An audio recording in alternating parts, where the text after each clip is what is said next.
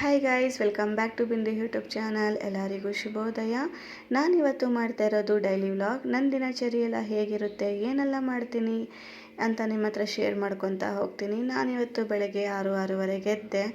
6 ಕಾಲಾಗಿತ್ತು. ಸರಿ ಅಂತ ಅಂದ್ಬಿಟ್ಟು ಬೆಳಗ್ಗೆ ಎದ್ದು ಸ್ವಲ್ಪ ಲೈಟಾಗಿ ತಲೆನೋವ್ತಾ ಇತ್ತು ಅಂತ ಬಿಸಿನೀರು ಹಿಡ್ಕೊಂಡು ಕುಡಿತಾ ಇದ್ದೀನಿ. ಹಾಗೆ ನೀರು ಕುಡ್ಕೊಂಡು ಏನಪ್ಪ ಮಾಡೋಣ ನಾಷ್ಟ ಅಂತ ನೋಡ್ತಾ ನಾನು ಯೋಚನೆ ಮಾಡಿದೆ, ಪುಳಿಯೋಗರೆ ಮಾಡೋಣ ಅಂತ. ಶಾಕ್ ಆಗೋಕ್ಕೆ ಹೋಗಬೇಡಿ, ಏನಪ್ಪ ಇವ್ರ ಮನೆಗೆ ಯಾವಾಗೂ ಪುಳಿಯೋಗರೆನಾ ಅಂತ. ನಮ್ಮ ಮನೇಲಿ ವಾರಕ್ಕೆ ಒಂದ್ಸಲ ಆದರೂ 2 ಸಲ ಆದರೂ ಪುಳಿಯೋಗರೆ ಇದ್ದೇ ಇರುತ್ತೆ. ಯಾಕಂದರೆ ಸಿಕ್ಕಾಪಟ್ಟೆ ಇಷ್ಟ ನಮಗೆಲ್ಲರಿಗೂ, ಮಕ್ಕಳಿಗೆಲ್ಲ ನಮಗೂ ಇಷ್ಟ. ಅದರಿಂದ ಅದನ್ನೇ ಮಾಡ್ತಾಯಿದ್ದೀನಿ. ಈ 30 ಡೇಸ್ ಚಾಲೆಂಜ್ಗೆ ಬಂದರೆ ನಾನು ಸ್ವಲ್ಪ ಚೇಂಜ್ ಮಾಡಿದ್ದೀನಿ, ಯಾರೂ ಬೈಕೋಬೇಡಿ. ಯಾಕೆ ಅಂತ ಹೇಳ್ತೀನಿ. ದಿನ ನಾನು ವೆಯ್ಟನ್ನು ತೋರಿಸ್ತಾ ಇದ್ದರೆ ಆಲ್ಮೋಸ್ಟ್ ಅಷ್ಟೇ ತೋರಿಸ್ತಾ ಇದೆ. ಅದರಿಂದ ನಾನು ನೋಡೋರಿಗೆ ನಿಮಗೆ ಬೇಜಾರಾಗಬಾರ್ದು ಅಂತ ವಾರಕ್ಕೊಂದ್ಸಲಿ ನಾನು ಏನಂದರೆ ನಾನು ಎಷ್ಟು ವೆಯ್ಟ್ ಇದ್ದೀನಿ ಅಂತ ನಿಮಗೆ ಶೇರ್ ಮಾಡ್ತೀನಿ. ಮತ್ತು ಊಟದ್ದು ನಾನು ನೀಟಾಗಿ ನಿಮಗೆ ಏನು ತಿಂತೀನಿ ಏನು ಕುಡಿತೀನಿ ಅಂತ ನೀಟಾಗಿ ತೋರಿಸ್ತಾ ಇಲ್ಲ. ಅದರಿಂದ ಡೈಲಿ ನಾನು what I eat in a day ಅಂತ ಅದನ್ನು ಶಾರ್ಟ್ ಮಾಡಿ ಹಾಕ್ತೀನಿ. ಈ ವಿಡಿಯೋದಲ್ಲಿ ಅಪ್ಲೋಡ್ ಮಾಡೋಕ್ಕೆ ಹೋಗಲ್ಲ. ಮತ್ತು ವೆಯ್ಟನ್ನು ವಾರಕ್ಕೊಂದ್ಸಲಿ ಹಾಕ್ತೀನಿ. ಇದು ಬರೀ ಡೈಲಿ ವ್ಲಾಗ್ ಆಗಿದೆ ಅಷ್ಟೇ ನಂದು. ಇದು ಡೈಲಿ ವ್ಲಾಗ್ ಮಾಡ್ತಾಯಿದ್ದೀನಿ. What I eat in a day ಬಂದು ಶಾರ್ಟ್ ಹಾಕ್ತೀನಿ. ನನ್ನ ವೆಯ್ಟನ್ನು ಬಂದುಬಿಟ್ಟು ವೀಕ್ಲಿ ಒಂದ್ಸಲಿ ಅಪ್ಲೋಡ್ ಮಾಡ್ತಾ ಹೋಗ್ತೀನಿ. ಈಗ ನಾನು ಡೈಲಿ ವ್ಲಾಗ್ಗೆ ಕಂಟಿನ್ಯೂ ಮಾಡ್ತಾಯಿದ್ದೀನಿ. ಬನ್ನಿ. ಹಾಲು ಇವಾಗ ಆಗಿದೆ, ಅದನ್ನು ನಾನು ಮಕ್ಕಳಿಗೆ 2 ಗ್ಲಾಸ್ ಹಾಲು ಕೊಡೋಣ ಅಂತ ಅಂದ್ಬಿಟ್ಟು ತೊಗೊತಾ ಇದ್ದೀನಿ. ನನ್ನ ಚಾನಲ್ನ ಯಾರೆಲ್ಲ ನೋಡ್ತಾ ಇದ್ದೀರಾ ಪ್ಲೀಸ್ ಸಬ್ಸ್ಕ್ರೈಬ್ ಮಾಡ್ಕೊಳ್ಳಿ, ಸಪೋರ್ಟ್ ಮಾಡಿ, ಶೇರ್ ಮಾಡಿ, ಕಮೆಂಟ್ ಮಾಡಿ, ಬೆಲ್ ಬಟನ್ನ ಆನ್ ಮಾಡ್ಕೊಳ್ಳಿ. ಏನಾದರೂ ತಪ್ಪಾಗಿದ್ದರೂ ಪ್ಲೀಸ್ ಕಮೆಂಟ್ ಮಾಡಿ, ಏನು ಪರವಾಗಿಲ್ಲ. ನಾನು ಅದನ್ನು ಕಮೆಂಟ್ ಬಂದರೆ ನಮಗೂ ಅರ್ಥ ಆಗುತ್ತೆ ನಾವು ಎಲ್ಲಿ ಮಿಸ್ಟೇಕ್ ಮಾಡ್ತಾಯಿದ್ದೀವಿ, ಏನು ಮಾಡ್ತಾಯಿದ್ದೀವಿ ಅಂತ.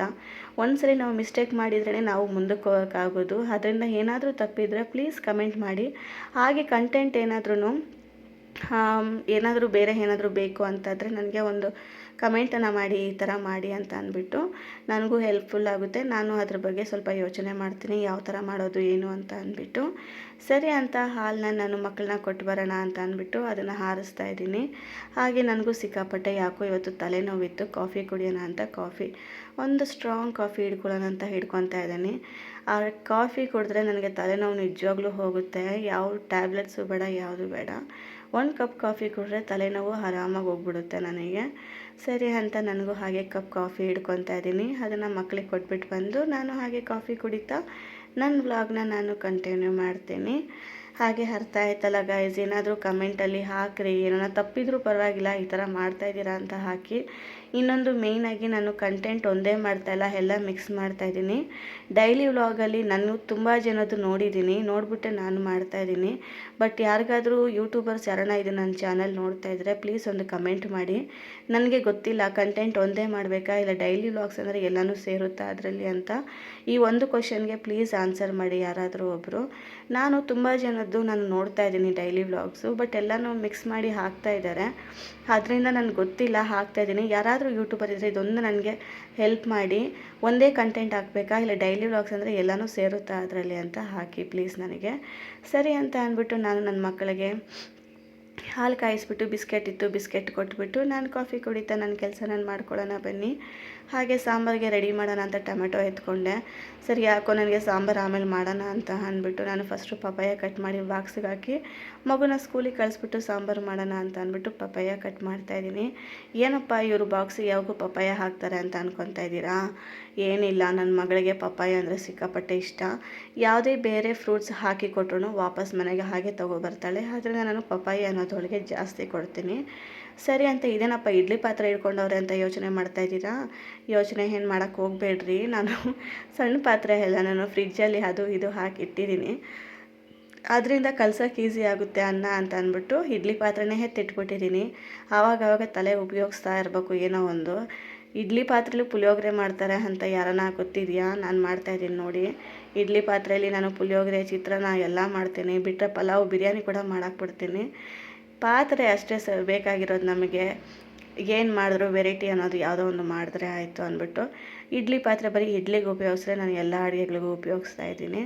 ಸರಿ ಬನ್ನಿ ಮಾಡೋಣ ಅಂತ ಅಂದ್ಬಿಟ್ಟು ನಾನು ಇವಾಗ ಪುಳಿಯೋಗರೆ ಗೊಜ್ಜನ್ನು ಮಾಡ್ಕೊತಾ ಇದ್ದೀನಿ. ಮತ್ತು ನನಗೆ 3 ದಿವಸದಿಂದ ಸಿಕ್ಕಾಪಟ್ಟೆ ತಲೆನೋವು, ಯಾಕಂತ ಗೊತ್ತಿಲ್ಲ. ಸಿಕ್ಕಾಪಟ್ಟೆ ಯೋಚನೆ ಮಾಡಿದ್ನೋ ಏನೋ ಹೇಗೆ ಅಂತ ಅಂದ್ಬಿಟ್ಟು ಸರಿ ಅಂತ ಅಂದ್ಬಿಟ್ಟು ಆ ಹುಡುಗಿದೇ ಸ್ವಲ್ಪ ತಲೆನಿತ್ತು ನನ್ನ ಫ್ರೆಂಡ್ದು.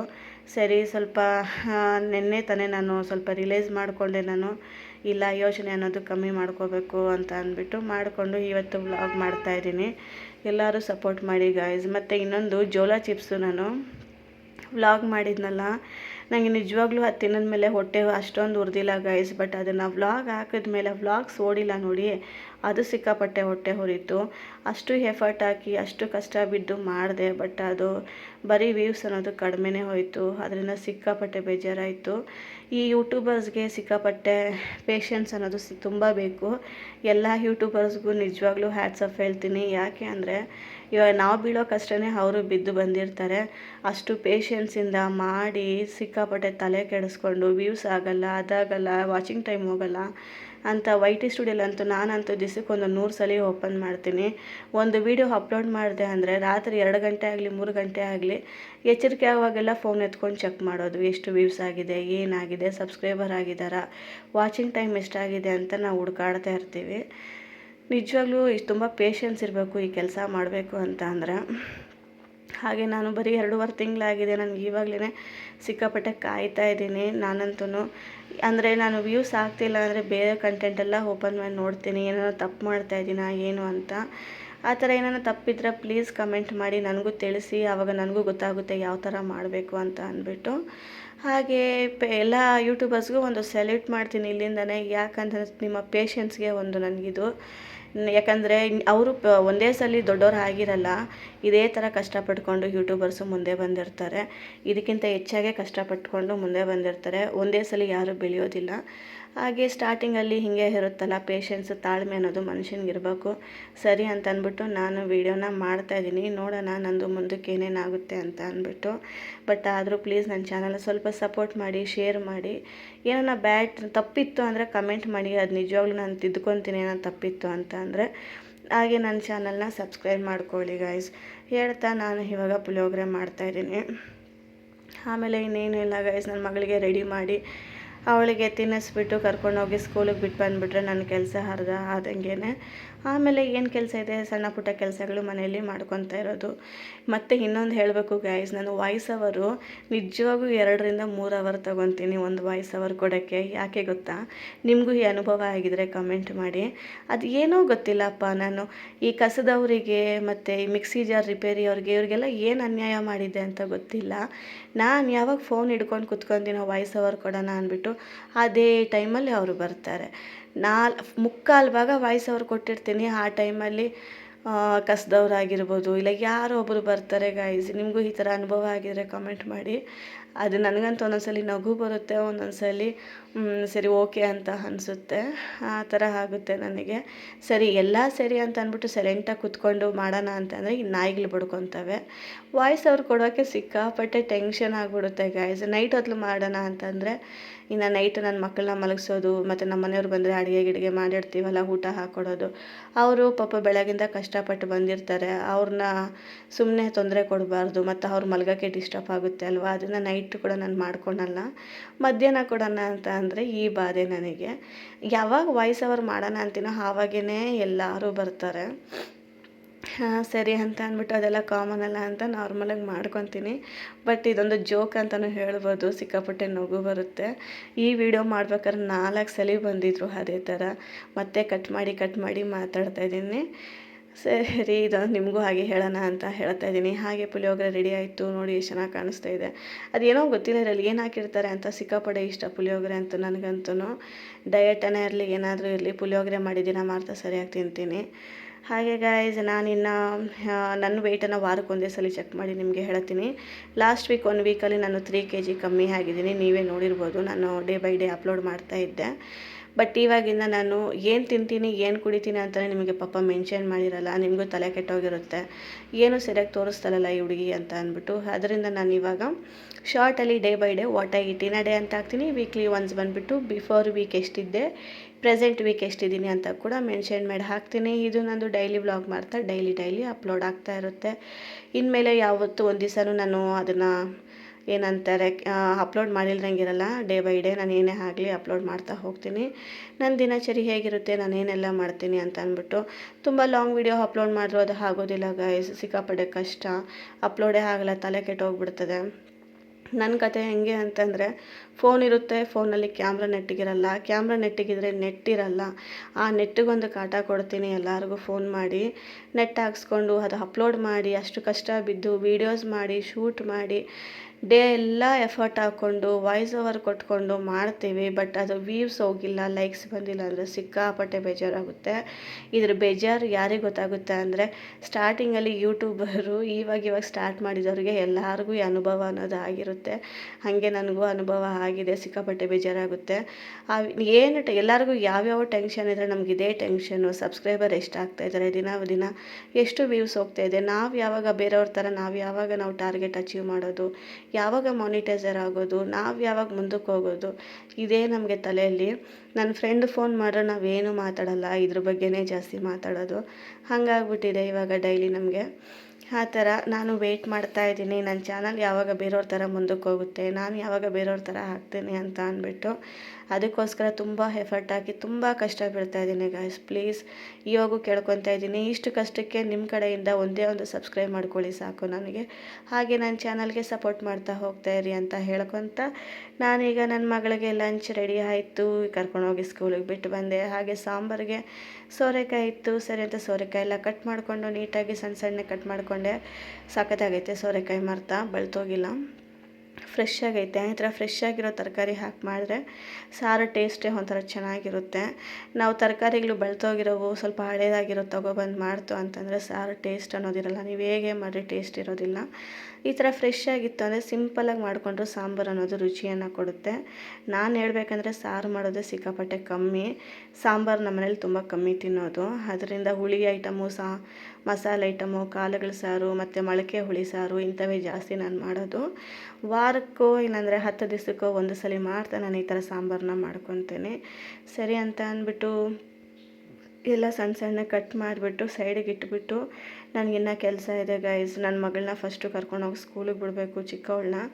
ಅವಳನ್ನ ಹಂಗೋ ಹಿಂಗೋ ರೆಡಿ ಮಾಡಿ ತಿನ್ನಿಸ್ಬಿಟ್ಟು ಕರ್ಕೊಂಡೋಗಿ ಬಿಟ್ಬಿಟ್ಟು ಬಂದು ಈಗ ನಾನು ಮನೆ ಒರೆಸ್ತಾ ಇದ್ದೀನಿ. ಏನಪ್ಪ ಇವರು ಒಂದ್ಸಲಿ ಕೈಯಲ್ಲಿ ಒರೆಸ್ತಾರೆ, ಒಂದ್ಸಲಿ ಮಾಪಲ್ಲಿ ಒರೆಸ್ತಾರೆ ಅಂತ ಅಂದ್ಕೋಬೇಡಿ. ಎಲ್ಲರಿಗೂ ಗೊತ್ತಿರೋದೆಲ್ಲ, ಆಯಿತು ಅಂದರೆ ತಿಂಗ್ಳಿಗೆ ಒಂದ್ಸಲಿ ನಮ್ಗೆ ಕೂರಕ್ಕೆ ಹೆದ್ದಳಕ್ಕೆ ಬಾಧೆ ಆಗಿಬಿಡುತ್ತೆ. ಅಂಥ ಟೈಮಲ್ಲಿ ನಾವು ಕೆಳಗಡೆ ಕೂತು ಹೊರ್ಸೋಕ್ಕೆ ಸಿಕ್ಕಾಪಟ್ಟೆ ಕಷ್ಟ. ಆದ್ದರಿಂದ ಈ 3 ದಿನ 5 ದಿವಸ ನಾವೇನು ಮಾಡ್ತೀನಿ, ಮಾಪಲ್ಲೇ ಹೊರಿಸ್ತೀವಿ. ಹಾಗೆ ನಾನು ಕೂತ್ಕೊಂಡು ಮಾಡೋಕ್ಕೆ ನನಗೆ ಸಿಕ್ಕಾಪಟ್ಟೆ ಕಷ್ಟ ಅಂದ್ಬಿಟ್ಟು ಇವತ್ತು ಮಾಪಲ್ಲೇ ಕ್ಲೀನ್ ಮಾಡ್ಕೊತಾ ಇದ್ದೀನಿ. ಈ 5 ಡೇಸ್ ಆದಮೇಲೆ ಮತ್ತೆ ನಾನು ಕೈಯಲ್ಲೇ ಹೊರಿಸ್ಕೊತೀನಿ. ಇದು ನನಗೆ ಈ ಥರ ಟೈಮಲ್ಲಿ ಯೂಸ್ಫುಲ್ ಆಗುತ್ತೆ. ಇಲ್ಲ ಹುಷಾರಿಲ್ಲ ಅನ್ನೋ ಟೈಮಲ್ಲಿ, ನನಗೆ ಮಾಡೋಕ್ಕಾಗಲ್ಲ, ಈಸಿಯಾಗಿ ಮಾಡ್ಕೋಬೇಕು ಅನ್ನೋ ಟೈಮಲ್ಲಿ ಮಾಪ್ ಎತ್ಕೊಂಡು ಹಂಗೆ ಒರೆಸಿ ಇಟ್ಬಿಡ್ತೀನಿ. ನಮ್ಮ ಮನೆಗೆ ಈ ವೈಟ್ ಟೈಲ್ಸ್ ಹಾಕಿದ್ದಾರೆ, ಹುಷಾರಿದ್ರು ಇಲ್ಲ ಅಂದರು ಹೆಂಗಿದ್ರೂ ಮಾಪ್ ಅಂತೂ ಮಾಡಲೇಬೇಕು. ದಿವಸಕ್ಕೆ 2 ಸಲ, ಬೆಳಗ್ಗೆ ಸಾಯಂಕಾಲ. ಇಲ್ಲ ಅಂದರೆ ಮನೆ ಇದ್ದಂಗೆ ಇರೋದಿಲ್ಲ. ಎಷ್ಟು ಸಲ ಹೊರಿಸಿದ್ರೂ ಸಾಕಾಗುತ್ತೆ. ಅದು ಮಕ್ಕಳಿರೋದ್ರಿಂದ ಸಿಕ್ಕಾಪಟ್ಟೆ ಗಲೀಜು ಮಾಡ್ತಾರೆ. ಆ ಮಕ್ಳು ಇವಾಗ ನೋಡಿ ಇಷ್ಟು ನೀಟಾಗಿರುತ್ತೆ ಮಧ್ಯಾಹ್ನ ಮನೆ ಬರೋ ಅಷ್ಟೊತ್ತಿಗೆ ಮನೆಗೆ ಇರಲ್ಲ, ಎಲ್ಲಿದ್ದು ತೊಗೊಬಂದು ಹಾಕಿರ್ತಾರೆ. ನಾನು ಕ್ಲೀನ್ ಮಾಡ್ತಾ ಹೋಗೋದು, ಅವ್ರು ಗಲೀಜು ಮಾಡ್ಕೊತ ಬರೋದು.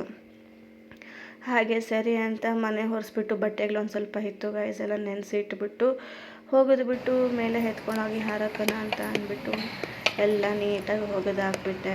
ಡೇ ಬೈ ಡೇ ಬಿಟ್ಟರೆ ಚೆನ್ನಾಗಿರುತ್ತೆ. ಮತ್ತೆ ಜಾಸ್ತಿ ನನಗೆ ಕಷ್ಟ ಅಂತ ಅಂದ್ಬಿಟ್ಟು ಮನೆ ಒರೆಸ್ಬಿಟ್ಟು ಪಟ ಅಂತ ಬಟ್ಟೆಗಳನ್ನ ಬಿಟ್ಟು ಮೇಲೆ ಎತ್ಕೊಂಡೋಗಿ ಹಾರಾಕ್ಬಿಟ್ಟು ಬಂದ್ಬಿಡೋಣ ಬನ್ನಿ. ನಿನ್ನೆ ನಾನು ಬಟ್ಟೆಗಳು ಒಗ್ದಿದ್ದು ಎಲ್ಲ ಅಲ್ಲೇ ಬಿಟ್ಬಿಟ್ಟಿದ್ದೆ. ನಾನು ಮರ್ತೋಗ್ಬಿಟ್ಟಿದ್ದೆ ನಿಮಗೆ ಸಾಯಂಕಾಲ, ಅದೇನೋ ಗೊತ್ತಿಲ್ಲ, ದಿನ ಎತ್ಕೊಬರ್ತಿದ್ದೆ. ಹಿಂಗೆ ತಲೆಯಲ್ಲಿ ಟೆನ್ಷನ್ ಇದ್ದರೆ ಯಾವುದೂ ಆಗಲ್ಲ ಅಂತ ಬಟ್ಟೆ ನೆನೆಸಿಟ್ಬಿಟ್ಟು ಬಂದೆ ನಾನು. ಈಗ ಸಾಂಬಾರು ನೋಡಿ ಏನಾಗಿದೆ ಅಂತ ಅಂದ್ಬಿಟ್ಟು ಓಕೆ ಚೆನ್ನಾಗೇ ಬಂದೈತೆ. ಆಗಲೇ ಕುಕ್ಕರ್ಗೆ ಇಟ್ಟಿದ್ನಲ್ಲ, ಸ್ವಲ್ಪ ಕೊತ್ತಂಬರಿ ಸೊಪ್ಪು ಹಾಕಿ ಒಗ್ಗರಣೆ ಹಾಕಿದೆ. ಅದನ್ನ ಸೈಡ್ಗೆ ಎತ್ತಿಟ್ಬಿಟ್ಟು ನಾನು ಇವಾಗ ಸ್ಟವ್ನ ಕ್ಲೀನ್ ಮಾಡ್ಕೊಂಬಿಡ್ತೀನಿ. ಅಡುಗೆ ಮಾಡಿ ಸ್ಟವ್ ಕ್ಲೀನ್ ಮಾಡಿ ಇಟ್ಬಿಟ್ರೆ ಮತ್ತೆ ನಾನು ಅಡುಗೆ ಮನೆ ಕಡೆ ಬರೋದೇ ಇಲ್ಲ. ನಾನು ಬರೀ ಅನ್ನ ಕೂಡ ನಾನು ಬಿಸಿಯಾಗಿ ಯಾವಾಗ ಬೇಕೋ ಅವಾಗ ಮಾಡ್ಕೊತೀನಿ ಅಷ್ಟೇ. ಅದು ಬಿಟ್ಟರೆ ಬೇರೆ ಇನ್ನೇನು ನಾನು ಮಾಡೋಕ್ಕೋಗಲ್ಲ. ಇನ್ನು ಸಾಯಂಕಾಲ ಮಕ್ಕಳು ಬಂದಮೇಲೆ ನಾನು ಹಾಲು ಕಾಯಿಸೋಕ್ಕೆ ಬರ್ತೀನಿ. ಅಲ್ಲಿ ತನಕ ನಾನು ಈ ಕಿಚನ್ ಕಡೆನೇ ಬರೋಲ್ಲ. ಅದಕ್ಕೆ ನಾನೇನು ಮಾಡ್ತೀನಿ, ಎಲ್ಲ ಅಡುಗೆ ಮಾಡಿ ಸಿಂಕು ಕ್ಲೀನ್ ಮಾಡಿಕೊಂಡು ಹಾಗೆ ಸ್ಟವ್ ಹತ್ರ ಎಲ್ಲ ನೀಟಾಗಿ ಮಾಡಿಬಿಟ್ಟು ಸ್ಕ್ರೀನ್ ಹಾಕ್ಬಿಟ್ಟು ನಾನು ಹೋಗ್ಬಿಟ್ರೆ ಮತ್ತೆ ಸಂಜೆನೇ ಆ ಕಡೆ ನಾನು ತಲೆ ಇಡೋದು. ಜಾಸ್ತಿ ಹೋಗಿ ಮತ್ತೆ ಮಾಡೋಕ್ಕೆ ಹೋಗಲ್ಲ. ಬೆಳಗ್ಗೆ ಅಡುಗೆ ನಾಷ್ಟ 2 ಮಾಡಲ್ಲಿ ಇಟ್ಬಿಡ್ತೀನಿ. ಪದೇ ಪದೇ ಮಾಡ್ಕೊಳಕ್ಕೆ ಹೋಗಲ್ಲ. ಯಾಕಂದರೆ 3 ಹೊತ್ತು ಅದನ್ನೇ ಮಾಡ್ಕೊಂಡಿದ್ರೆ ಬೇರೆ ಕೆಲಸ ಆಗೋದಿಲ್ಲ. ಇನ್ನು ಸಿಕ್ಕಾಪಟ್ಟೆ ಕೆಲಸ ಇರುತ್ತೆ. ನಾನು ವೀಡಿಯೋ ಮಾಡೋದು ಬರೀ ಮಾರ್ನಿಂಗ್ ಮಿನಿ ವ್ಲಾಗ್ ಆಗಿರೋದ್ರಿಂದ ಫುಲ್ ಎಲ್ಲ ಕೆಲಸನೂ ತೋರ್ಸೋಕ್ಕಾಗಲ್ಲ. ಮಕ್ಕಳು ಸ್ಕೂಲಿಂದ ಬಂದಮೇಲೆ ಅವ್ರಿಗೆ ತಿನ್ನಿಸೋದು, ಹೋಮ್ವರ್ಕ್ ಬರ್ಸೋದು, ಅವ್ರಿಗೆ ಸ್ನಾನ ಮಾಡಿಸೋದು, ಅವ್ರಿಗೆ ಮತ್ತೆ ನಾನು ಸ್ವಲ್ಪ ಹೊತ್ತು ಮಲಗಿಸೋದು, ಮತ್ತು ಅವ್ರಾದ್ಮೇಲೆ ಹಾಲು ಗೀಲು ಕಾಯಿಸ್ಕೊಡೋದು, ಮತ್ತು ಆಚೆ ಸ್ವಲ್ಪ ಹೊತ್ತು ಆಟ ಆಡ್ಸೋಕೆ ಕರ್ಕೊಂಡು ಹೋಗ್ತೀನಿ. ಹಾಗೆ ನಾನು ವಾಕಿಂಗ್ ಹೋಗ್ತೀನಿ ಒಂದು ಸ್ವಲ್ಪ ಹೊತ್ತು. ಅಜ್ಜಿ ಇದ್ದಿದ್ರೆ ಅಜ್ಜಿನ ಕರ್ಕೊಂಡು ಹೋಗ್ತಾಯಿದ್ದೆ. ಬಟ್ ಅವ್ರು ಇನ್ನೊಂದು ವಾರ ಬರೋಲ್ಲ. ಹೇಳಿದ್ನಲ್ಲ ಅವ್ರಿಗೆ ನಮ್ಮ ಮನೇಲಿ ಈ ಥರ ಸಾವಾಗಿದೆ ಅಂತ ಅಂದ್ಬಿಟ್ಟು ಅವ್ರದ್ದು 11 ದಿವಸ ತಿಥಿ ಆಗೋ ತನಕ ಅವ್ರು ಬರೋದಿಲ್ಲ. ಅದು ಮುಗಿಸ್ಕೊಂಡು ಅಜ್ಜಿ ಬರ್ತಾರೆ. ಅಲ್ಲಿ ತನಕ ನಾನು ಒಬ್ಬಳೇ ಇರ್ತೀನಿ. ಒಬ್ಬಳೇ ಅಂದರೆ ಒಬ್ಬಳೇ ಇಲ್ಲ, ನಾವು ಫುಲ್ ಫ್ಯಾಮಿಲಿ, ನಾನು ನಮ್ಮ ಮನೆಯವರು ಮಕ್ಳು ಇರ್ತೀವಿ. ಅಂದರೆ ಅಜ್ಜಿ ಇರಲ್ಲ. ಅಜ್ಜಿ 11 ದಿನ ಆದಮೇಲೆ ಬರ್ತಾರೆ. ಅವ್ರು ಹೋದ್ಮೇಲೆ ತುಂಬ ಬೇಜಾರಾಗಿದೆ. ಅವ್ರಿರುವಾಗ ಚೆನ್ನಾಗಿತ್ತು. ಟೈಮ್ ಪಾಸ್ ಮಾಡಿಕೊಂಡು ಆಟಾಡ್ಕೊಂಡು ಬೇಗ ಬೇಗ ಕೆಲಸ ಮಾಡಿಕೊಂಡು ನನಗೆ ಸಿಕ್ಕಾಪಟ್ಟೆ ಸಪೋರ್ಟಿವ್ ಆಗಿದ್ದರು. ಅವರಿಂದ ನನಗೆ ಯಾವ ತಲೆನೋವು ಇಲ್ಲ, ಟೆನ್ಷನ್ ಏನೂ ಇಲ್ಲ. ಆರಾಮಾಗಿ ಇನ್ನೂ ನನಗೆ ಸಿಕ್ಕಾಪಟ್ಟೆ ಖುಷಿ ಆಗ್ತಾಯಿತ್ತು ಅವ್ರು ಇದ್ದಿದ್ದಿದ್ರೆ. ಬಟ್ ಅವ್ರು ಇಲ್ವಲ್ಲ, ಸ್ವಲ್ಪ ಬೇಜಾರಾಗ್ತಾಯಿದೆ.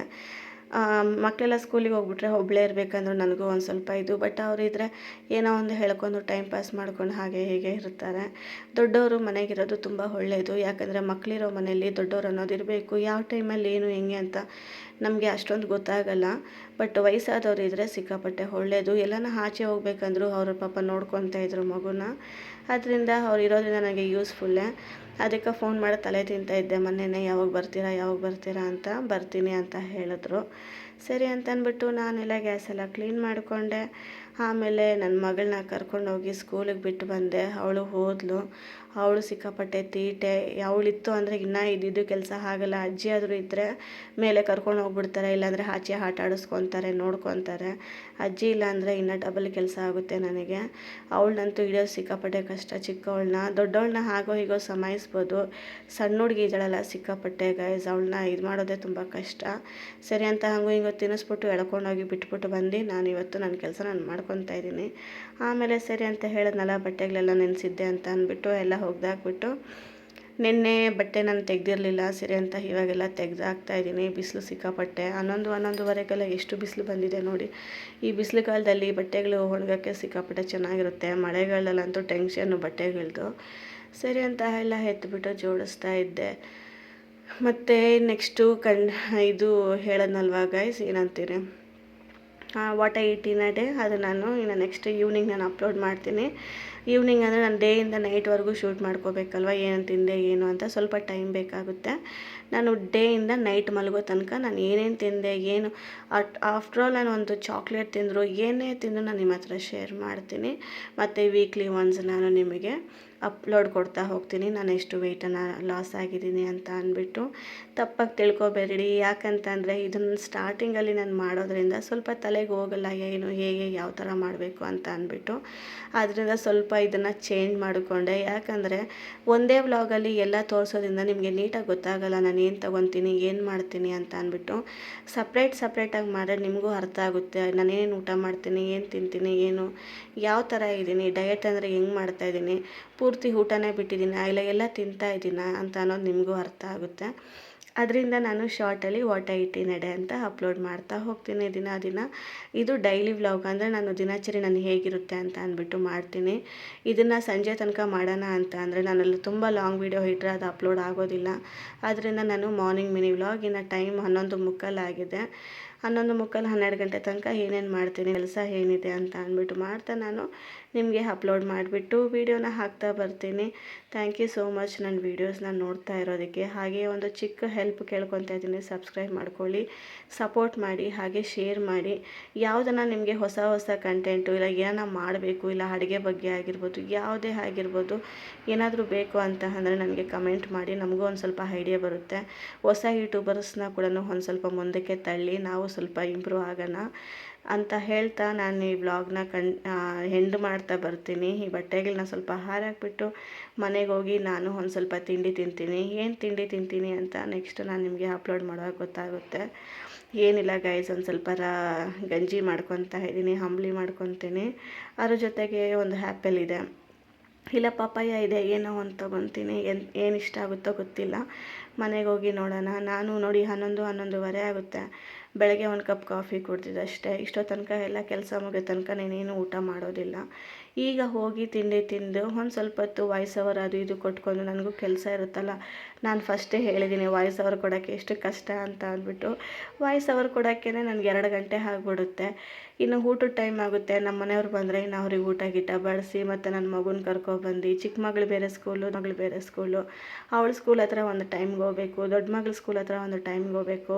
ಅವಳನ್ನ ಪಿಕಪ್ ಮಾಡಿ ಕರ್ಕೊಬರ್ಬೇಕು, ಇವಳನ್ನ ಪಿಕಪ್ ಮಾಡಿ ಕರ್ಕೊಬಂದು ಅವ್ರಿಗೆ ತಿನ್ನಿಸಿ, ಸ್ನಾನ ಮಾಡಿ ತೊಳೆದು ಅವ್ರನ್ನ ಮಲಗಿಸಿ, ಮತ್ತು ಅವ್ರನ್ನ ಹೆಬ್ಬರಿಸಿ, ಮತ್ತು ಹೋಮ್ವರ್ಕ್ ಬರೆಸಿ, ಸಿಕ್ಕಾಪಟ್ಟೆ ಕೆಲಸ ಇರುತ್ತೆ. ಅದರಲ್ಲಿ ನನಗೆ ಟೈಮ್ ಸಿಗುವಾಗ ನಾನು ಈ ಥರ ವೀಡಿಯೋಸ್ನ ಎಲ್ಲ ಎಡಿಟಿಂಗ್ ಮಾಡಿಕೊಂಡು ವಾಯ್ಸ್ ಓವರ್ ಕೊಟ್ಕೊಂಡು ನಾನು ಅಪ್ಲೋಡ್ ಮಾಡ್ಕೊಂಡು ಹೋಗ್ತಾಯಿದ್ದೀನಿ. ನೋಡಬೇಕು, ಚಿಕ್ಕ ಮಕ್ಕಳನ್ನ ಹಿಡ್ಕೊಂಡು ಇಷ್ಟು ಸಫರ್ ಪಡ್ಕೊಂಡು ಹಾಕ್ತಾಯಿದ್ದೀನಿ. ನನ್ನ ಚಾನಲ್ ಮುಂದಕ್ಕೆ ಹೇಗೆ ಹೋಗುತ್ತೆ ಏನು ಅಂತ ಅದು ನಿಮ್ಮ ಕೈಯಲ್ಲಿದೆ. ನೀವು ಸಪೋರ್ಟ್ ಮಾಡಿದ್ರೆ ಬೇಗ ಮುಂದಕ್ಕೆ ಹೋಗುತ್ತೆ. ನೀವು ಏನಂದರೆ ಏನಿಲ್ಲ, ಸಪೋರ್ಟ್ ಮಾಡಿ ಅಂದರೆ ಏನು ಬೇರೆ ಏನಿಲ್ಲ, ಸಬ್ಸ್ಕ್ರೈಬ್ ಮಾಡ್ಕೊಳ್ಳಿ. ಆದಷ್ಟು ನಿಮ್ಮ ಫ್ರೆಂಡ್ಸ್ಗಳಿಗೆ, ರಿಲೇಟಿವ್ಸ್ಗೆ ಶೇರ್ ಮಾಡಿ. ನನ್ನ ಚಾನಲ್ ಇಷ್ಟ ಆಯಿತು ಅಂತ ಅಂದರೆ ಒಂದು ಲೈಕ್ ಕೊಡಿ.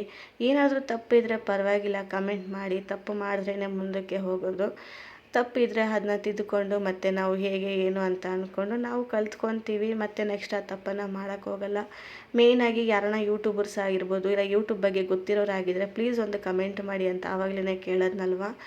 ಕಂಟೆಂಟ್ ಅಂದರೆ ಎಲ್ಲನೂ ಹಾಕ್ಬೋದಾ?